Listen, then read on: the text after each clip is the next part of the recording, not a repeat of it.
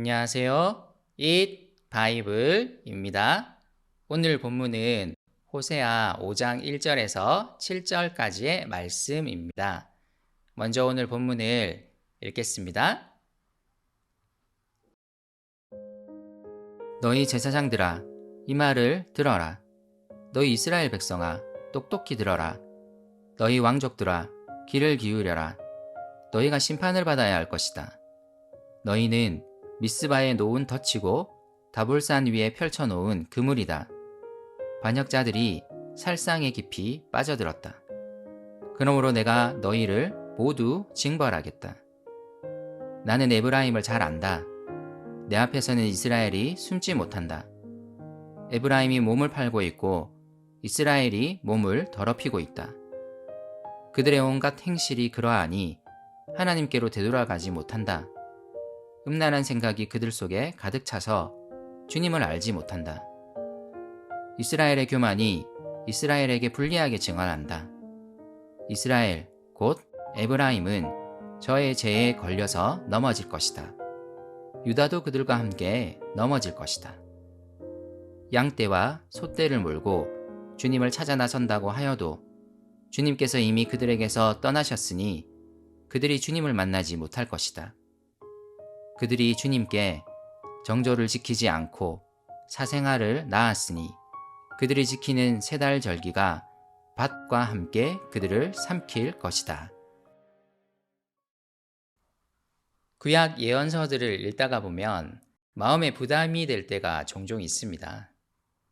심판에 관한 메시지가 계속될 때에는 좀 지루하다는 생각이 들 때도 있을 것입니다. 그래서 어떨 때는 예언서들을 묵상하는 것이 꽤 힘들게 느껴지기도 합니다. 하지만 하나님의 심판 메시지 속에는 하나님의 마음이 가장 많이 드러나기도 합니다. 그의 백성들의 죄를 안타까워하시는, 돌이키기를 간절히 바라시는 하나님의 마음이 드러납니다. 오늘 하나님은 이스라엘을 향한 심판을 계속 선포하십니다. 제사장들, 백성들, 왕족들 모두를 향한 심판 선포입니다. 그들은 우상 숭배에 빠져 있습니다. 미스바와 다볼산은 당시 북이스라엘 왕국의 대표적인 예배 장소였습니다. 그런데 이곳에서 이방신들을 위한 제사가 함께 드려지고 있었습니다. 이스라엘의 모든 구성원들이 이것을 아무렇지도 않게 여기고 있었습니다. 하나님은 이들의 죄악을 드러내고 계십니다. 이 절은 좀 다르게 번역할 수도 있습니다. 새 번역에서는 미래에 있을 심판 선포로 번역하고 있지만 이렇게 번역할 수도 있습니다. 설령 내가 그들을 다 징벌한다 할지라도 그 반역자들은 살상에 깊이 빠져들 것이다. 징벌이라는 히브리어 단어는 많은 경우 구약에서 아버지가 자녀들에게 하는 가르침 혹은 훈계로 번역되는 단어입니다. 이 단어에는 자녀를 타이르는 아버지의 사랑이 담겨 있습니다. 그렇다면 이 절은 계속 이스라엘을 타일러 오셨던 하나님의 아버지로서의 사랑을 표현하는 구절입니다. 하나님은 이스라엘이 우상 숭배의 죄를 행함에도 불구하고 그의 예언자들을 계속 보내셔서 그들을 타일렀습니다. 하지만 이스라엘은 점점 그들의 죄 속으로 깊이 빠져들고 있습니다. 하나님 앞에서는 그들의 죄를 감추지 못함에도 불구하고 그들은 계속 스스로의 몸을 죄로 더럽히고 있는 상황입니다.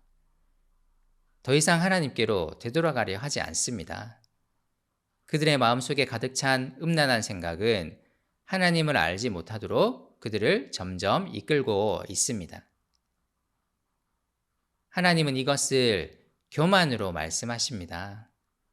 교만은 하나님 앞에서 그들의 죄가 드러났음에도 불구하고 하나님께로 돌아가지 않는 것입니다. 하나님을 아는 지식으로 가득 차야 할 마음이 하나님 아닌 다른 것들을 섬기는 음란함으로 가득 찬 상태입니다. 이스라엘은 이 교만에 스스로 걸려 넘어질 것입니다. 이 교만에 유다도 걸려 넘어지게 될 것입니다.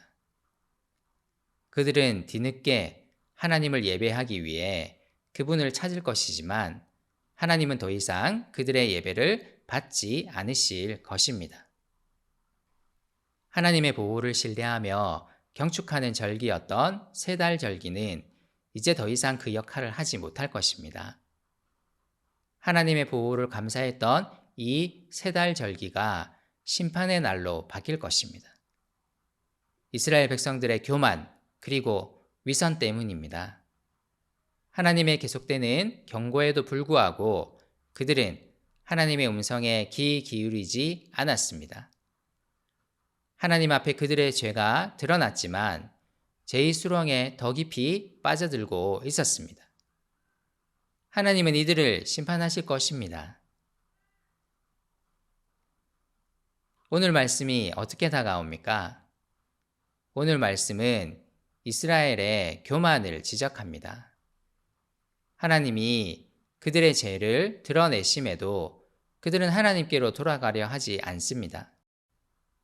그들의 마음은 하나님을 아는 지식이 아닌 우상을 섬기는 음란으로 가득 차 있습니다.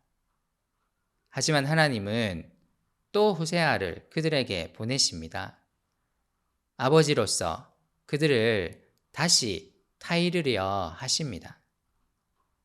하나님의 심판의 메시지에는 그 백성들이 돌이키기를 간절히 바라시는 하나님의 마음이 녹아 있습니다.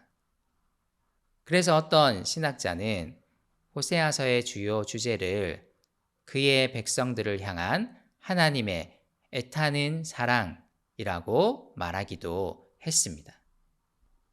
우리의 삶이 하나님의 음성에 민감했으면 좋겠습니다.